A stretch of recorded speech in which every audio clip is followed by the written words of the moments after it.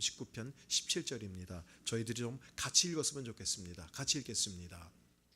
오 하나님이여, 주의 생각이 내게 너무나 귀합니다. 그 수가 얼마나 크고 많은지요. 하나님이 여러분을 향해서 생각을 가지고 계세요.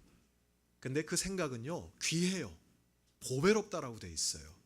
근데 그 보배롭고 귀한 생각이 그냥 한두 가지, 서너 가지가 아니에요. 얼만큼이냐면 셀 수가 없어요.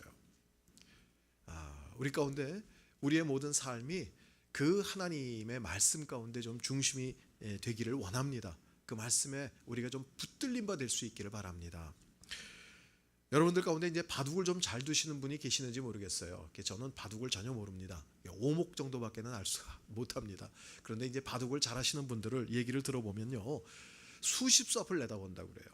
제가 생각할 때는 보니까 줄이 가로 세로가 19개예요. 그래서 많은 그 줄들과 그 칸으로 엮여진 그냥 요만한 판이에요. 근데 그 판에 무슨 길들이 그렇게 많을까? 그런데 바둑을 잘 두는 사람들, 몇 단 되고 뭐 이런 사람들은요, 상대방이 돌을 딱 하나를 놓고 그 다음에 내가 놓으면 그 다음엔 이 사람이 어떻게 하고 그 다음엔 내가 어떻게 하고, 이거를 수십 수나 많게는 수백 수 앞을 내다본대요. 그리고 또 다른 길들 여러 가지를 생각을 하면서 머릿속이 아마 굉장히 복잡할 것 같아요. 저는 그게 이해가 안 돼요. 하지만 바둑을 전혀 모르는 제가 이해가 안 된다고 그래서 그러면 거기에 길이 없는 것인가? 아니에요. 거기에는 분명히 고수들이 볼 수 있는 길들이 있습니다. 자, 우리는 지금 여기에 왜 와 있을까요? 무엇 때문에 여기 있을까요? 무엇을 하기 위해서 여기 있을까요? 너무 뜬금없는 질문 같지만 저희들은 생각을 좀 해야 합니다. 수시로 좀, 나는 지금 하나님께서 원하시는 아름다운 올바른 방향으로 가고 있는 것인가? 내 삶은 그렇게 하나님의 인도하심을 받고 있는 것인가? 라는 것들을 점검해야 합니다. 그리고 하나님 안에서 다는 모르지만 그래도 해석이 되고 이해가 되어야, 그래야 우리는 절망하지 않을 수 있습니다. 보통 사람들이 절망하고 포기할 때는요, 길이 없을 때예요. 다른 방법이 없을 때예요. 이제는 어떻게 해서도 빼도 박도 못한다고 했을 때, 그때 우리는 절망하고 포기하고 그리고 낙심할 수밖에 없습니다. 사람들은 그거를 싫어해요. 그래서 좀 알았으면 좋겠다라는 거예요. 앞길을 좀 알았으면 좋겠다. 그래서 지금 한국에서는 유행하고 있는 게 뭐냐면 점이에요, 점. 그래서 점을 치면서 어떻게 하면 내 인생을 조금 더 알 수 있을까? 어떻게 하면 좋은 길을 선택할 수 있을까? 옛날에 점 그름은 나이 드신 어르신들이 주로 가는 걸로 생각을 했는데, 이제는요, 젊은이들 가운데도요, 그 타로점이라고 하고요, 무슨 카드점, 그래가지고 이젠 젊은이들을 위해서 사주를 봐주는 카페가 있어요. 옛날에는 할아버지들이 이게 뭐 갓쓰고 앉아가지고 뭐 이렇게 사주팔자하고 뭐 이랬잖아요. 근데 이제는 카페에 앉아가지고 커피를 마시면서 현대음악을 들으면서 젊은이들이 그걸 하고 있어요. 그러니까 그것을 나쁘죠, 그거는. 우리 신앙인으로 볼 때는 그건 말이 안 되죠. 그러나 젊은이들 가운데 그만큼 답답하다는 거예요. 인생의 길이 안 보인다라는 거예요. 뭐가 좀 뭐 이렇게 하면 이렇게 되고 저렇게 하면 저렇게 하고, 뭐가 좀 길이 보이면 내가 쉽게 그것을, 아니면 어려워도 그 길을 선택을 할 텐데 길이 보이지 않으니까 답답하다는 거예요. 그러니까 그들이 앉아서 할 수 있는 게 점을 치고, 그리고 사지 뭐 관상을 보고 사주팔자를 보고, 그거밖에는 길이 없다라는 거예요. 근데 우리가 알기로는 하나님은 어떤 분이세요? 전지하시고 전능하신 분이시잖아요. 전지하다라는 얘기는 모든 것을 다 아신다라는 건데, 아니 그러면 하나님이 내 인생에 대해서, 우리 앞길에 대해서, 우리 가정에 대해서, 우리 자녀들에 대해서, 우리 교회에 대해서 그렇게 많이 알고 계시면 좀 알려주시지. 그걸 깍쟁이처럼 안 알려주시고 그냥 왜 기도하게 하시고 왜 그러는 것일까? 그래요. 하나님께서는 우리 가운데 모든 것을 다 계획을 가지고 계시고요. 근데 그 보배로운 계획이 셀 수 없이 많다라는 거예요. 그런데 왜 하나님은 알려주지를 않을까? 하나님은 알려주세요. 근데 하나님이 알려주시는 방법이 뭐냐면 시편 119편의 105절 말씀이에요. 한번 볼까요? 하나님 같이 읽어보죠. 시작. 주의 말씀이 내 발의 등불이요 내 길의 빛입니다.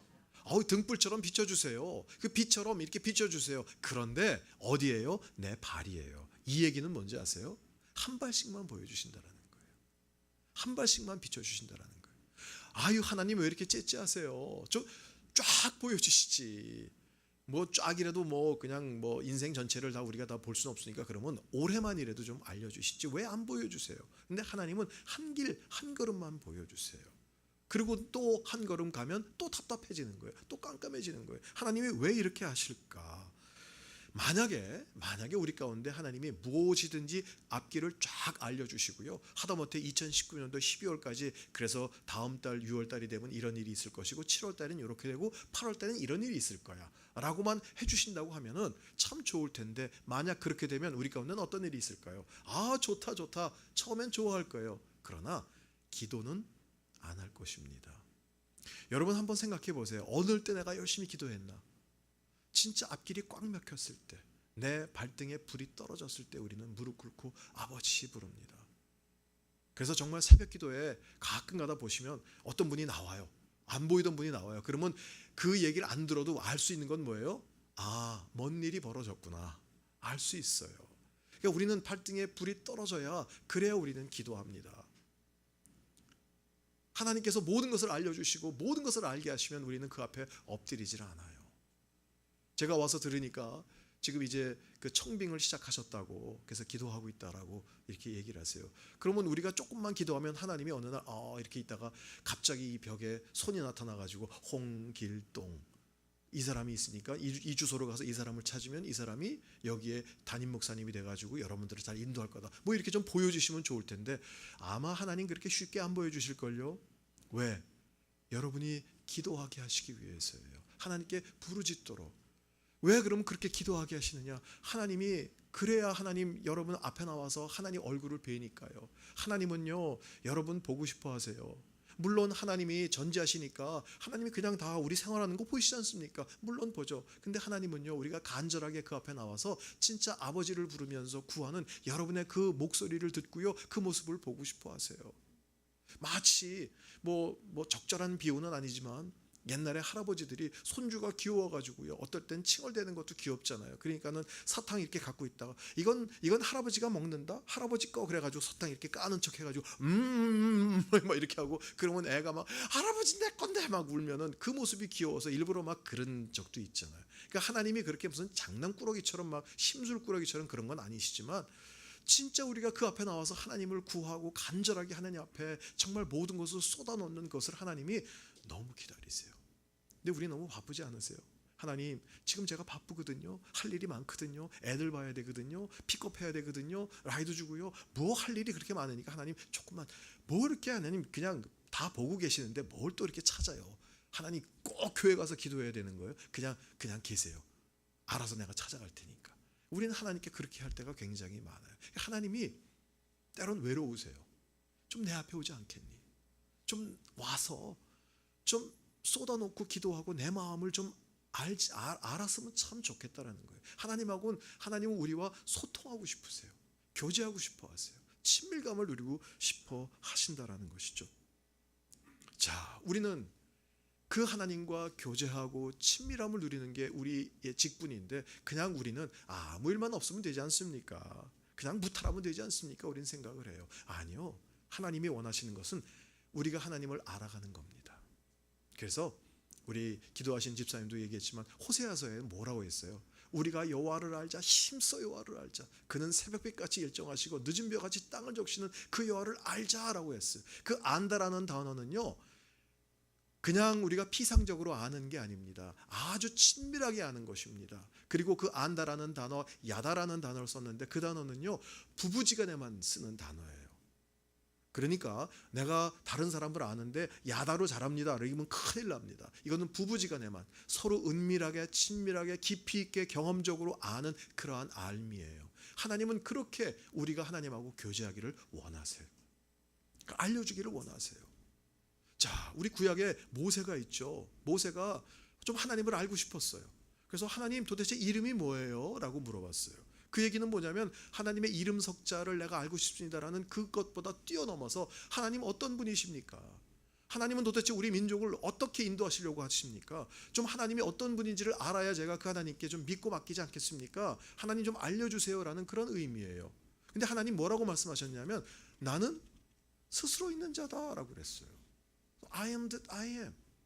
그걸 가지고요 신학교에서도요 무지하게 많이 강의를 해요. 저도 들을 때 교수님이 I am that I am 그걸 가지고 강의를 뭐 거의 한 학기 동안 했는데 사실은 무슨 말인지 잘 못 알아들었어요. 어려워요. 그러니까 제가 개인적으로 받아들이기는 I am that I am, 나는 스스로 있는 자다. 그 얘기는 무슨 뜻이냐면 내가 나에 대해서 내가 설명해줘도 네가 알겠니? 하나님에 대해서 내가 이야기해 준다고 네가 그거 다 이해할 수 있겠냐? 납득이 되겠니? 모른다라는 얘기예요. 그래서 사실은 어떤 정보도 주지를 않으셨어요, 모세에게. 그런데 놀랍게도 그 이후로부터 하나님의 이름들이 하나씩 하나씩 이스라엘 백성들 가운데 알아지기 시작해요. 어떤 일을 만날 때마다 와우, 하나님은 나를 고쳐주시는 분이구나. 그래서 여호와 라파예요. 어떤 전쟁이 있었는데 나는 아무런 준비도 하지 못했는데 그냥 순종하니까 그 많은 적들을 하나님께서 이기게 하셨어요. 와, 여호와 니시구나. 와, 여호와 샬롬이구나. 정말 하나님은 그렇게 우리를 치료하시고 고쳐주시고 우리 가운데 승리를 주시는 분이시구나 라면서 하나님의 이름이 하나씩 하나씩 알아가기 시작한 것입니다. 여러분, 한번 스스로에게 질문해 보세요. 나는 하나님의 이름을 몇 개나 알고 있나? 나는 어떤 하나님을 체험했는가? 그냥 피상적으로 듣고 배웠던 그런 머릿속에 있는 것이 아니라 내 가슴 가운데서 고백되어지고 내가 정말 이분은 내 하나님이시라고 느낄 만큼 여러분들이 만나서 부딪힌 그 하나님의 이름은 어떤 것이 있는가? 지금 우리 가운데 사실은 그게 필요합니다. 근데 우리는 그냥 별로 그런 거 원하지 않고요. 하나님, 나 교회 다니지 않습니까? 나 등록도 했거든요. 그리고 헌금도 그래도 많이는 안 하지만 꼬박꼬박 하거든요. 그러니까 하나님 아무 일 없이 그냥 제가 운전할 때 사고 나지 않고 애들 잘 자라게 해주시고 아무 일 없이 무탈하게, 그래서 그냥 그렇게 이렇게 잘 살았으면 좋겠습니다. 그냥 우린 기도해요. 저는 저 혼자서 그런 기도를 성황당 기도라고 제가 제목을 붙였어요. 그죠? 우리 옛날에 할머니들이 돌 하나 얹어놓고 동네 어귀마다 가면은 이제 뭐 이렇게 막 보재기 같은 거 매달아 놓고 리본 달아놓고 돌 하나 얹으면서 그저 비나이다 아무 일 없이 그저 그냥 우리 송아지 쑥쑥 낳고 그냥 뭐 논밭에 식물 잘 자라고 그저 그냥 우리는 그냥 그렇게 기도해서 아무 일이 없으면 좋겠다라는 그런 생각이에요. 그런데 물론 좋겠죠. 인생에 아무 사건이 없으면 참 좋겠죠. 그러나 만약 그렇게 된다고 한다면 우리는 하나님의 이름을 알아갈 방법이 없어요. 그 하나님이 어떤 하나님이신가? 우리 가운데 우리를 향해서 셀 수 없이 많은 보배로운 생각을 가지고 계시고요, 엄청난 큰 능력을 가지고 계신 하나님이신데 우리는 그 하나님을 깨달아 알 방법이 없어요. 하나님은 저와 여러분이 그냥 수박 겉핥기식으로 하나님 그저 스쳐 지나가는 어떤 한 사람으로 남지 않기를 원하십니다. 하나님은요, 하나님에 대한 그 자신을 다 알리고 싶어 하세요. 하나님이 얼마나 좋으신 분인지, 얼마나 섬세한 분인지, 얼마나 큰 능력으로 우리 가운데 역사하시면서 진짜 우리 가운데 아버지예요, 아버지. 오늘 우리는 아버지에 대한 찬양을 많이 했잖아요. 아버지라 부릅니다. 아버지예요, 아버지. 그런데 안타깝게도 현대 크리스천들은 아버지라고 그렇게 하나님 아버지 기도하면서 사실 내용은 아마 하나님 아저씨예요. 나하고 별로 상관이 없어요. 그냥 앞집 아저씨처럼 만나서 인사하고 아우 오늘 좋은 하루 오케이 잘 지내세요 그러고 끝나면 그 사람이 내 인생 가운데 무슨 아무런 관련도 없고 그 사람이 내게 도움을 주는 것도 없고 그냥 그저 만났을 때 반갑게 인사하는 정도의 옆집 아저씨. 하나님은 그런 아저씨가 아니에요. 그래서 제가 또 현대 크리스찬들을 부를 때 홍길동이라고 불러요. 한 집에 살고 있지만 아버지를 아버지라 부르지 못하고, 그래가지고 한이 있어요. 한이. 아버지가 함께 있는데 아버지를 부르질 못해요. 그건 하나님이 원하시는 믿음의 삶이 아니라 진짜 아버지예요. 아버지. 우리 부모님이세요. 그러니까 우리 인간의 부모님은 때로는 우리 가운데 제한 조건이 있고 우리의 부모님, 육신의 부모님들은 많이 사랑하시지만 그럼에도 불구하고 아직까지 자기의 상처 때문에 우리 가운데 때로 아픔도 주세요. 그러나 하나님 아버지는 그런 분이 아니시잖아요. 무한한 사랑으로 우리를 품어주시고 다독거려 주시고 위로해 주시고 힘 주시고 격려해 주시고, 그분은 저에게 그러셨어요. 노하기를 더디하시는 분이시고요, 오래 참으시는 분이시고요, 항상 그러신 분이었어요. 그 하나님을 좀 알기를 원하는 거예요. 그래서요, 하나님이 원하시는 것은 종교적인 행위가 아니에요. 하나님은 친밀함을 원하세요. 그러니까 이사야서에는 뭐라고 되어 있어요? 우리말 성경에 이사야서는 번역이 참 재밌게 되어 있어요. 야, 너네들 그렇게 숱하게 많은 기름들, 그 많은 재물들 그거 못하러 가져오니 나 이젠 지겹다. 하나님이 이제 우리말 성경에는 지겹다라는 단어를 썼어요. 지겹대요. 하나님이 그 많은 재물들 뭐하러 갖고 오니 나 싫다라는 거예요. 그러니까 하나님은 형식적인 예배, 형식적인 종교적인 그런 모습들의 예배, 하나님 그걸 원하시는 게 아니라 친밀감이에요. 인티머시. 아주 친하게, 아주 깊이 있게 아는 거예요. 그래서 하나님과 또 우리 믿는 자들과의 관계를 여러 가지 많은 비유로 설명하셨는데, 그래요. 부모님과 자녀의 관계, 또 신랑과 신부의 관계, 또 양과 목자의 관계, 또 나무와 나무 가지. 자, 이 모든 비유에서 가장 중요한 것은 뭐냐면 관계예요. 끊어지면은 안 돼요. 항상 붙어 있어야 돼요. 그것이 하나님께서 원하시는 거예요. 항상 연결이 되어 있고요. 함께 있어야 이 사랑이 전달이 되고요. 그래서 우리 가운데 진정한 생명의 삶을 살게 하는 거예요. 그래서 저희가 큐티하는 우리 책이 생명의 삶이잖아요. 매일매일 하나님의 생명을 공급받았으면 좋겠다. 매일매일 붙어 있으면 좋겠다라는 거예요. 그러니까 그 가지에서 떨어지면 그래서 꽃이 이거 지금 이렇게 너무나 아름다운 꽃이잖아요. 그러나 아마 오늘 오후나 내일까지는 아름답고 모레까지도 있을 수 있어요. 그런데 이제 3, 4일 지나고 다음 주가 되고 다음 주에 이 모습을 기대하고 여기에 오시면 이거는 시들어 있어요. 왜냐하면 생명의 연결이 끊겨 있기 때문에 그래요. 우리 가운데 마찬가지예요. 하나님과 연결이 끊기면 그냥 사는 거는 살 거예요. 삶의 모습은 있을 거예요. 그러나 진짜 생명력 있는 그 삶은 없어지게 되는 것입니다. 하나님은요, 우리 가운데 이 생명 공급하기를 원하세요. 그래서 진짜 하나님의 깊은 사랑에 눈을 뜨고요, 그 능력의 손길을 경험하면서 하나님을 알아가기를 원하시는 거예요.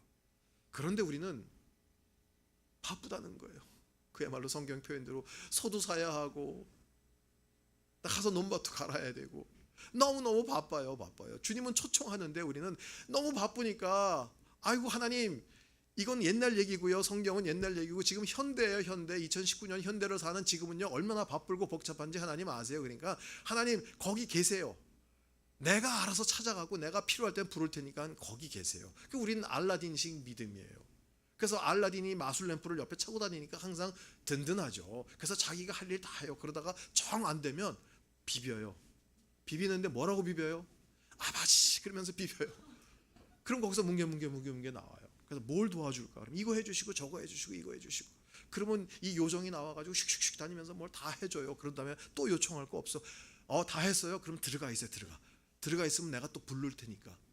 우리는 알라딘식 믿음은 아닌지, 그저 하나님께 우리가 어려울 때만 구하고 급할 땐 요청하고 그것이 해결이 되면 글쎄 내가 알아서 헌금하고 글쎄 교회 가고 그리고 이번 주는 순예배까지 갈 테니까 걱정하지 마시고 들어가 계시라고. 아니요, 하나님은 어떤 그런 거가 아니라 늘 우리와 동행하고 교제하고 친밀감을 누리는 바로 그것을 원하시는 것입니다. 그래서 하나님이 알기를 원하시는 거예요. 그래서 우리 가운데 도대체 절망처럼 보이고 가로막혀 있는 그 길을 딱딱 주시는 건 뭐냐면, 야, 지금 너 네 일에만 너무 바쁜 거 아니니? 나 좀 찾아오지 않겠니? 그래서 우리 가운데는 사면초가초로 보이는 엄청난 일들을 우리 가운데 앞에다 떡 막으시는 거예요. 왜냐하면 우리 힘으로 할 수 없으니까. 그때는 어떻게 해요? 하나님이 계시지. 그때 우리는 알게 되는 거예요. 자, 우리 가운데 모르겠습니다. 여러분 가운데 어떤 일들이 있는지 저는 개인적으로는 알 수가 없지만 가로막혀 있고 힘들고 어렵고 절망스럽고 그래서 이젠 나에게 길이 없다. 아니요, 이것은 하수의 판단일 뿐입니다. 인간의 고수, 그래서 바둑의 고수 보면 수십수 수백수 앞을 내다보는데 하나님께 방법이 없을까요? 아니요. 하나님은요, 우리 가운데 우리를 향하신 생각이 엄청나게 보배스러운 생각이 셀 수 없을 만큼 많습니다. 하나님께는 수없이 많은 길이 있습니다. 그러니까 절대 우리 크리스천들이 해야 될 말 중에 하지 말아야 될 말 중에 하나가 뭐예요? 이젠 끝이다. 이젠 절망이다. 이제 포기다. 아니요. 하나님께는 수없이 많은 길이 있습니다. 근데 그 길은 생명의 길이에요. 근데 그 길이 찾기가 어려워요. 그래서 좁은 길과 좁은 문이에요. 그러나 처음엔 이 길이 아닌가벼. 그리고 시작해서 갔는데 나중에 보니까 거기가 생명의 길이에요. 많은 사람들이 쉽게 갈 수 있는 길은 너무나 우리가 쉽게 찾을 수 있죠. 그러나 거기는 쉽게 갈 수 있지만 나중에 가보니까 거기는 결국 멸망이에요. 죽음이에요. 여러분을 향한 하나님의 생각은요, 보배롭습니다. 너무나 귀합니다. 너무 아름답습니다. 그런데 딱 두 가지 생각만 있는 게 아니라요, 세 가지도 아니에요. 셀 수가 없다라는 것입니다. 광대하다라는 거예요. 여러분, 제 바둑을 전혀 모르는 제가 이해할 수 없는 그 바둑판에 여러 가지 길, 제가 없다고 그래서 그 길이 없는가요? 아니에요. 길은 있습니다. 하물며 인간도 그렇게 수십 수 수백 수 앞에 길을 내다보는데 하나님의 인생을 경륜하시는 그 길 가운데 수없이 많은 길 왜 없겠습니까? 우리의 눈이 가려져 있을 뿐입니다. 그래서 우리는 답답해요. 하나님 왜 이렇게 길이 안 열립니까? 하나님께는 길이 있어요. 그래서 지금 하루하루를 살아가는 모든 것들이 이건 길 없이 그냥 막 살아가고 있는 것 같지만 나중에 인생을 돌아보면요, 와, 이랬구나. 그러니까 마치 여러분 집에 깔려 있는 그런 카펫이나 아니면 여러분 그 여자분들은 고등학교, 혹시 한국에서 고등학교 나오면 자수 있었죠? 자수 시간에 보면은 자수의 뒤를 보면은요, 뭔 그림인지 알 수가 없어요. 그런데 이 앞을 보면 너무 이쁜 그림이 나와 있어요. 지금 우리 가운데는 마찬가지예요. 이 인생의 뒷면에선 하나님이 이렇게 끼고 저렇게 끼고 이 색실 저 색실 막 하는데 복잡해 보이고 뭐가 지저분해 보이고 이게 뭡니까? 나중에 그것이 하나님께서 이게 이 그림이야 라고 딱 보여주시면 와, 이렇게 멋진 그림이 내 인생 가운데 있었구나, 깜짝 놀랄 것입니다. 요셉이 그렇게 됐어요. 구약의 요셉의 인생이 바로 그랬습니다. 그는 17세에 꾼 일 때문에 형들에 의해서 쫓김을 당했어요. 그리고 결국 구덩이 속에 갇혀 있다가 애굽 상인들의 노예로 팔렸어요. 그러고 나선 보디발의 집에 가서 종으로 살다가 그나마 또 종도 그대로 뭐 잘 살지도 못했어요. 그 보디발의 아내가 유혹하는 그 손길을 거절했다고 그래서 누명을 쓰고 또 감옥에 갇혔어요. 그 얼마나 억울해요. 자기가 잘못한 건 없는데. 그런데 성경에 보면요, 참 이해할 수 없는 성경 구절이 있는데 그가 그렇게 어떤 절망의 순간마다 하나님께서 그 말씀 가운데 뭐라고 기록되어 있냐면 여호와께서 함께 하심으로 말미암아 형통했다라고 이렇게 되어 있어요. 저는 그게 이해가 안 됐어요. 아니, 하나님이 함께 계셔서 형통하다 그러면 뭐 어떻게 되는 거예요? 형들이 팔려다가도 갑자기 뭔가 일이 생겨가지고 못 팔게 되고요. 구덩이 속에 팔렸다가도, 구덩이 속에 이렇게 갇혔다가도 갑자기 밑에서 스프링이 뿅 나와가지고 뿅 튀어나와가지고 다시 살아나온다든지 뭔가 있어야 되잖아요. 그래야 하나님이 계시는구나, 하나님이 이렇게 역사하셨구나라고 알 텐데 계속 어려운 일, 답답한 일, 원망스러운 일, 원통한 일은 계속 연결이 되는데 하나님이 함께 계셔서 형통했대요. 말이 안 되잖아요, 말이. 그러면 형통했다라는 건 뭐예요? 저희들 가운데는 우리의 눈으로는 현재 해석이 안 되고 이해가 안 되는 그런 모든 사건과 문제들이 연속이 된다 할지라도 하나님을 사랑하는 사람들에겐 그것마저 하나님의 놀라운 계획과 생각과 하나님의 아름다운 섭리 안에 있다라는 바로 그것이에요. 자, 요셉의 인생을 우리 가운데 보여주신 하나님의 이유는요, 우리 가운데 그것을 좀 보게 하시는 거예요. 그래서 요셉의 인생의 한 토막만 딱 놓고 보면 그것처럼 비참한 인생이 어디 있겠습니까? 그것처럼 원통하고 답답한 인생이 어디 있겠습니까? 그러나 인생 그 요셉의 스토리를 쫙 우리 가운데 엮어서 처음부터 끝까지 모든 것을 다 보여주신 거예요. 그래서 그 중간중간마다 어려움이 있었지만 그것을 통해서 하나님이 뭘 이루시는지를 봐라라는 것입니다. 하나님은요, 요셉을 진짜 믿음의 사람, 하나님의 백성, 하나님의 자녀로 만들어 가시기 위한 하나님의 모든 계획과 섭리가 있었습니다. 그래서요, 헬라어에서 시련이라는 것을 얘기할 때는요, 거기에 무슨 의미가 담겨져 있냐면요, make a son이라는 의미가 담겨져 있어요. 그 시련은요, 우리 가운데 인생에 닥쳐 있는 모든 어려움들은 우리가 미워서, 우리가 잘못해서 우리 가운데 심판을 주기 위해서가 아니라 하나님은 우리를 사랑하시기에 그의 백성으로 만들기 위한 그런 하나님의 아름다운 계획들이 거기에 들어가 있다라는 것입니다. 여러분, 요셉의 인생의 절정은 뭘까요? 국무총리가 된 거? 우리가 눈으로 볼 때는 그렇죠. 총리가 됐대. 얼마나 좋아요. 그러나 그것은 하나의 표면적인 사건일 뿐입니다. 하나님은요, 요셉을 그 세상의 총리로 만들기 위한 그것이 하나님의 목적의 끝이 아니었습니다. 진짜 하나님의 사람, 진짜 믿음의 사람으로 만들어 가시는 하나님의 계획이 있었습니다. 무엇으로 그걸 알 수 있냐면 창세기 45장 5절 말씀 한 절만 읽어도 저희가 알 수 있어요. 우리 한번 같이 읽어볼까요? 읽겠습니다. 하지만 형님들이 저를 이곳에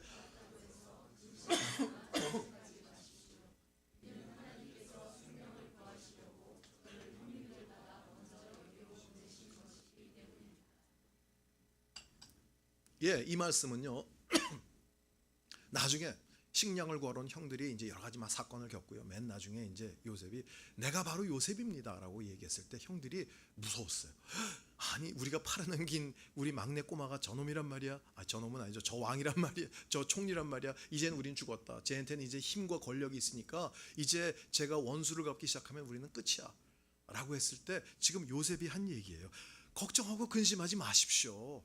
나를 여기로 보내신 것은 형들이 아니라 하나님이 나를 여기로 보내셔서 생명을 구원하기 위해서 당신들보다 먼저 보내신 것입니다 라고 얘기하는 거예요. 자, 여기에서 그 5절 저희가 읽었던 5절 하반절에 하나님이 생명을 구원하시기 위해서 나를 보냈다. 하나님이라는 주어가 나옵니다. 그 요셉의 스토리가 성경에 굉장히 길게 되어 있는데요. 이때 처음으로 하나님이 주어가 됐어요. 그동안엔 나 그동안 왜 이렇게 재수가 없는지 몰라. 왜 이렇게 운이 나쁜지 몰라. 내 팔자는 왜 이런지 몰라. 그런데 이제는 하나님의 경륜이라는 것을 깨닫기 시작한 것입니다. 나름대로 형들에 대한 원망이 있었고요. 그리고 자기를 팔아넘긴 그런 형들뿐만 아니라 보디발의 아내에 대한 미움, 감옥에서 관원들 만나가지고 꿈해서 해몽시켜 주셨는데 그 다음에 나간 다음에 몰라라 하고, 자, 인생의 이러한 모든 미움과 원망들이 자리를 잡고 있었는데 이제 이 형들의 사건을 겪으면서 그 눈이 열린 거예요. 자신의 인생이 해석되기 시작하는 거예요. 와, 하나님이셨구나. 그 형들 때문에, 그 인간 때문에, 그 사건 때문에, 그 모든 것 때문에 내가 여기에 와가지고 이렇게 사는 것이 아니라 하나님이셨구나. 저는 여러분 인생 가운데 하나님이 주어가 될 수 있기를 바랍니다. 무슨 사건 때문에, 그 일 때문에, 그 사람 때문에, 이거 아니에요. 하나님이세요. 하나님이 우리 인생의 모든 것을 주도하고 계세요. 자, 그 하나님이 주어고요. 그 다음에 하나님이 생명을 구원하시려고 나를 여기로 보내셨습니다라는 거예요. 자, 하나님이 주어가 됐는데 그 다음에 그 주인 되신 하나님이 뭐 하려고요? 생명을 구원하기 위해서예요. 하나님의 관심이 어디 있는지 요셉은 알게 된 것입니다.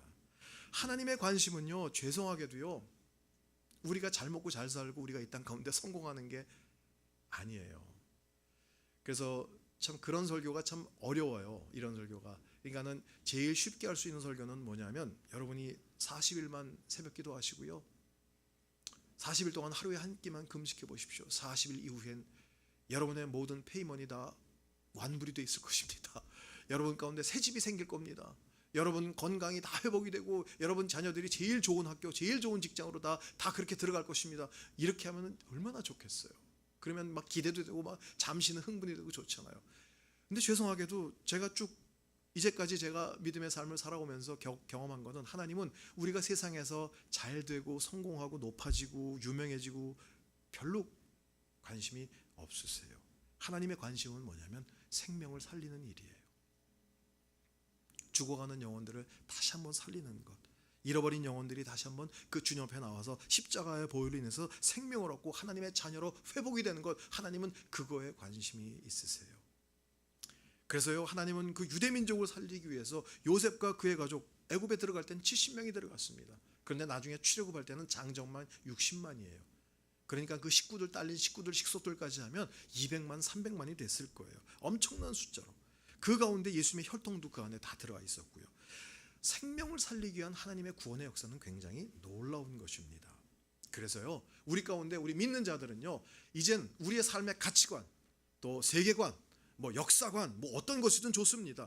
그것이 어떤 것이든 간에 우리는 뭐가 되냐면, 내가 이 땅 가운데 잘 먹고 잘 살기 위해서가 아니라 하나님의 생명 구함이에요.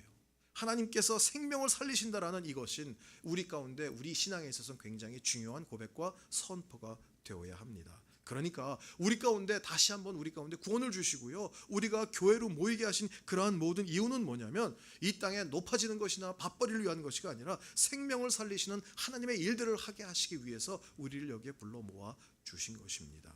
여러분들 미국 땅에 지금 이 버지니아 땅에 살게 하신 이유도 마찬가지입니다. 아니, 이 땅에 이민 와서 쉬운 사람이 어디 있었겠어요. 다 눈물 골짜기에 이렇게 하시고요, 어려운 시간 겪게 하시고요, 원통함과 억울함 안 겪어본 사람이 어디 있겠습니까? 그런데 이 모든 것들은 이것을 통해서 진짜 하나님이 어떠한 분인지를 알게 하시고요, 그 능력과 사랑으로 일어서서 이제는 진짜 생명이 무엇인지를 너희들이 알아라. 그리고 이 생명을 받은 자는 정말 이 생명을 나누고, 그래서 이 땅 가운데 슬퍼하고 억울해하고 원통해하고 그리고 다른 길이 없다 그래서 스스로 생명을 끊기까지 하는 그런 많은 자들에게 진짜 생명을 구해라 라는 그런 하나님의 생각과 계획들이 있어서 여러분들이 지금 여기에 계신 것입니다. 우리 인생의 모든 답은 생명 구원이에요. 그러니까 여러분 가정에서도 생명이 있어야 돼요. 부부 간에도 부모와 자식 간에도 이 생명이 서로 왔다 갔다 해야 돼요. 그저 그냥 남자 여자가 만났으니까 사는 거고요. 어떻게 하다 보니까 애도 낳고요. 그렇게 해가지고 그냥 먹고 사는 게 우리 가운데 중요한 게 아니에요. 진짜 생명, 그렇다고 뭐 우리 가운데 다 죽어 있는 건 아니잖아요. 그러니까 이런 생물학적인 생명, 코로 숨 쉬고 내가 밥 먹기 때문에 살아있다, 그게 아니에요. 진짜 주님의 생명이 우리 가운데 있어야 돼요. 우리 가정 가운데 이 주님의 생명이 있어야 돼요. 그래서 다시 살리는, 우리 가운데 다시 한번 회복시키는, 정말 어떤 사건과 문제, 아픔을 만나서 죽은 것 같이 됐지만 진짜 부활의 능력 때문에 다시 한번 펄떡 일어서서 주님 앞에 기뻐하고 감사할 수 있는 이 생명, 이것이 우리 가운데 있어야 돼요. 우리 부모님들 가운데 이게 있어야 우리 자녀들 가운데 그 생명을 전해줄 수 있어요. 좌절하고 낙심하는 게 아니라 진짜 하나님이 너를 사랑하시기 때문에 너에게는 하나님의 놀라운 계획이 있다는 것, 이걸 우리가 먼저 경험해야 되잖아요. 그러니까 애들이 얼마나, 요즘 애들 사이가 복잡하고 문제가 많습니까? 애들이 학교에서 왕따 당하고 얼마나 많습니까? 그래서 슬퍼하고 힘들어하는데 거기다가 부모님들까지 도대체 내가 너에게 못해준 게 뭘 있다고, 널 위해서 여기까지 왔는데, 네 교육을 위해서 미국 땅까지 왔는데 뭘 어쩌라고, 딴 애들은 잘하는데 왜 너만 이렇게 지질이, 만약 걔가 그런다고 한다면 학교에서 왕따 당해, 집에서 따돌림 당해, 갈 데가 없어요. 그러니까 그런 애들을 생명으로 우리가 안아줘야 돼요. 지금은 네가 다 구박받고 손가락질 받을지 모르지만 하나님은 널 사랑하신다. 하나님은 널 위해서 놀라운 계획을 가지고 계시다. 넌 왕따, 오이 좋다, 왕이신 하나님이 너를 따로 세웠어, 딱 얘기를 해줘야 돼요. 그게 뭘로 나오겠어요? 하나님이 주신 생명이 우리 가운데 있기 때문에 우리가 자신 있게 선포할 수 있는 거예요. 우리 인생의 주어는 하나님이 되어야 합니다. 그래서 내가 주도하는 것이 아닙니다. 내가 계획하는 것이 아니라 하나님이세요. 그리고 하나님께서 주인이 되시고 그 주인 되신 하나님의 목적은 생명 구원입니다. 그러니까 여러분 뭐 어떤 일을 하십니까? 지금 여러분이 하고 있는 잡, 여러분이 하고 있는 직업은요, 부업이에요. 여러분의 본업은 생명 구원이에요. 그게 본업이에요. 요즘 한국에서 인기 있는 텔레비 프로 중에 하나가 뭐냐면 자연인이라는 거예요. 산속에 들어가서 사는 거예요. 그건 전 그 볼 때마다 어떨 땐 부러워요. 산속에 들어가서 아무도 없는데 혼자 밥해 먹고요, 혼자 농사 짓고요, 너무 공기 좋고. 한국은 공기가 너무 안 좋아요. 미세먼지가 아주 정말 아주 눈이 따갑고 숨이 막힐 정도인데, 그래도 산속에 들어가서 그러고 사니까 얼마나 좋은지 모르겠어요. 그리고 그 사람들 맨날 인터뷰할 때마다 여기가 천국이죠. 그런데 잠시는 부럽긴 하지만, 제가 영어는 잘 못하지만 so what? 그래서 혼자 천국 누리고 혼자 잘 먹고 거기서 그 건강한 음식 먹고 뭐 산에서 풀 뿌리게 해서 먹고 그래서 잘 조화가 튼튼해졌어요. So what? 그럼 그 사람 그렇게 해서 천년 만년 사나요? 아니요. 우리 가운데 먼지 구덩이 속에서 고생하고 힘들고 하지만 우리 가운데 진짜 소망이 있고 진짜 우리를 살게 하는 것은 뭐냐면 다른 누군가의 생명을 구하는 그 기쁨이에요. 이게 중요한 것입니다. 자, 하나님이 생명을 구원하시려고 나를 당신들보다 먼저 보내셨다라는 거예요. 그래서 요셉이 알았던 건 뭐냐면 하나님이 주인이시구나. 그리고 하나님의 목적은 생명을 살리시는 거구나. 그 다음에 내 위치는 뭐냐면 보내심을 받은 자야. 보내셨다라는 거예요. 그러니까 우리는 보냄받은 사람들입니다. 이 고백이 무지무지하게 중요합니다. 내가 내 의지로 여기까지 온 것이고 내가 이 일을 선택했고, 아니면 누구에 의해서 할 수 없이 무슨 뭐 빚더미에 올라앉아서 그래서 여기로 도망왔고 뭐 그 사건 때문에 그 인간 때문에 여기까지 숨어서 도망오고, 아니요. 그거 아니라 우리 가운데 우리 인생을 재해석해야 돼요. 하나님이 여러분을 이루 보내신 것입니다. 요즘 많은 젊은이들 가운데 뭐라고 얘기를 하냐면 네 하고 싶은 대로 해. 그게 포스트 모더니즘의 무슨 사상이라고 학자들이 얘기를 해요. 자기가 좋은 거 자기가 알아서 자기가 스스로 선택해서 해라. 그래서 우리는 조금 교양 있는 부모는 내가 원하는 거를 애들에게 막 그 강요하는 게 아니라 자식이 하고 싶은 대로 내가 내주는 거다. 교양이 있고 좀 학식 있는 부모네. 우린 그렇게 생각됐는데, 물론 뭐 그런 의미도 있겠습니다. 그러나 여러분, 인간은요 안에 있는 근본은 뭐냐면 욕망이고 욕심이에요. 이기주의예요. 내가 하고 싶은 대로 내가 원하는 것을 택하는 것은 뭐냐면 결국은 죄 속으로 들어가는 거예요. 우리는 내가 하고 싶은 걸 하고 사는 인생이 아니에요. 그럼 우리는 뭐 하는 사람이냐? 하나님이 기뻐하시는 일을 하는 사람들이에요. 하나님이 뭘 기뻐하시는가? 하나님이 어떤 것으로 인해서 내 가운데 하나님께서 그 기쁨을 이기지 못해 하시는가? 하나님께서 좋아하시는 일들이 뭔가 우리는 선택할 수 있어야 돼요. 어렵지만 그래서 항상 함께 하나님께 구하는 거예요. 하나님, 뭐가 좋으세요? 어떤 게 좋으세요? 항상 묻는 거예요. 예수님은요, 자신이 보내심을 받았다는 것을 잊은 적이 없어요. 아니, 예수님은 하나님이시잖아요. 하나님의 아들이시잖아요. 그럼에도 불구하고 이 땅 가운데 와서 항상 그는 새벽 미명에 한적한 곳에 나가서 하나님, 내가 오늘 누구를 만날까요? 어디 갈까요? 항상 기도하셨어요. 그리고 하신 말씀이 아버지께서 내게 하라고 하신 일들만 나는 이 땅에서 순종했다라고 말씀하고 계시는 것입니다. 여러분, 밥벌이를 위해서 내가 산다, 아니면 내가 좋아하는 일이기 때문에 한다, 그게 아니라 하나님이 보내셔서 하나님께서 허락하셔서 이 일을 한다가 우리 가운데 답입니다. 이전까지도 요셉은요, 형들이 자신을 팔아넘겼고 다른 사람들에 의해서 여기까지 온 것이라고 생각을 했을 수도 있겠습니다. 그러나 그는 오늘 이제 정말 그의 눈이 열린 다음에 당당하게 고백하고 있는 것은 뭐예요? 나는 하나님의 보내심을 받아서 여기 왔습니다. 하나님이 나를 여기 보내셨습니다. 왜? 생명을 구원하시려고 왔습니다. 당당한 고백이에요. 하나님께서 원하시는 것은 바로 그것입니다. 요셉은 팔린 게 아니에요. 보내심을 받은 것입니다. 하나님께서 그렇게 보내시는 거예요. 하나님은 늘 우리 가운데 보내주시고요. 그 다음에 내가 너 보냈으니까 그럼 알아서 해. 버지니아 땅에서 네가 알아서 살아. 아니요. 항상 하나님의 눈은 우리 가운데 우리를 기억하시고 지키시고 보호하시고 우리가 동행하세요. 항상 우리를 보실 때마다 하나님은 너무너무나 좋아하세요. 그 기쁨을 이기지 못하여 하시고 잠잠히 사랑하시는 분이 하나님이세요. 제가 여러분께도 한번 질문을 드리겠습니다. 여러분은 여러분 인생 가운데 신앙 인생이 몇 점이라고 생각하세요? 만약에 100점 만점이라고 한다면 여러분 몇 점이라고 생각하세요? 그래서 한국에서도 제가 가끔 질문을 합니다. 그러면 어떤 분은 한 60점 될까요? 낙제는 겨우 면회되지 않아요. 어떤 분은 막 30점이요, 20점이요, 이러고 막 이렇게 대답해요. 제가 여러분께 정답을 말씀드릴게요. 여러분은 100점 만점에 100점이에요. 왠지 아세요? 자녀기 때문에 그래요. 하나님의 자녀예요. 제가 얼마 전에 손주를 봤거든요. 그래서 이제 4개월 좀 지났어요. 그 손주를 이렇게 안고 있으면은요, 제가 몇 점 줄 것 같아요? 100점 만점에 200점이에요. 그 손주가 저를 위해서 할 수 있는 게 뭐예요? 돈 벌어주나요? 아니면 제 일하는 거 도와주나요? 아니면 뭐 입이라도 한마디 열어서 할아버지 뭐 얘기를 하나요? 아무것도 못해요. 걔가 하는 것은 칭얼대고 울고 똥 싸고 밥 먹고 자고, 그거밖에 없어요. 근데 걔를 들여다보고 있으면요, 너무 좋아요. 너무 행복해요.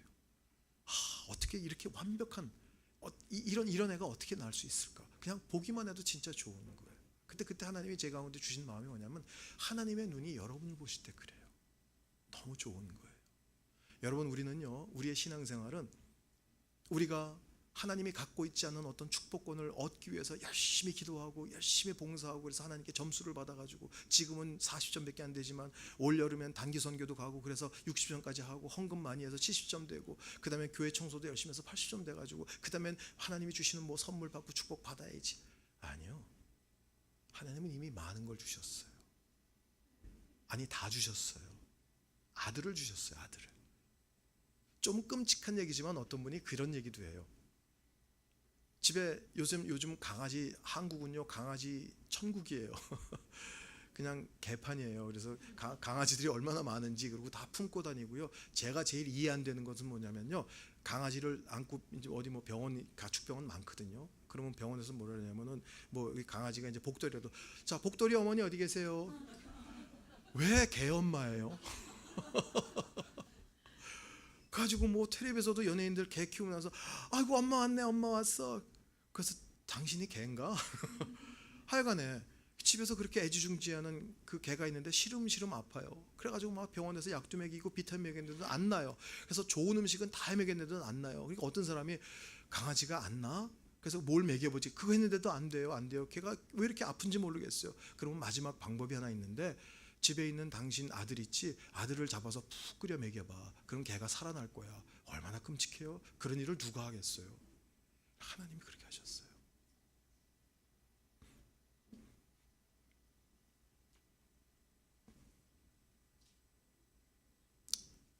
저를 살리시기.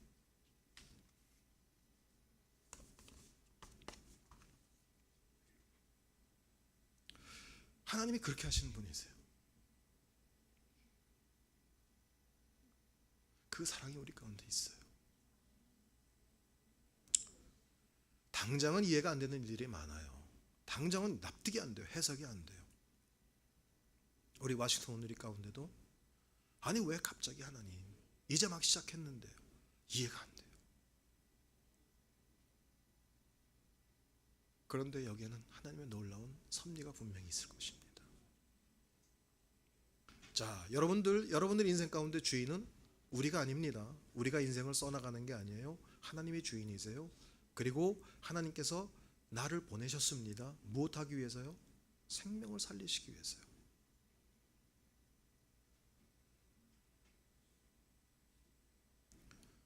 잊지 않으실 수 있기를 바랍니다.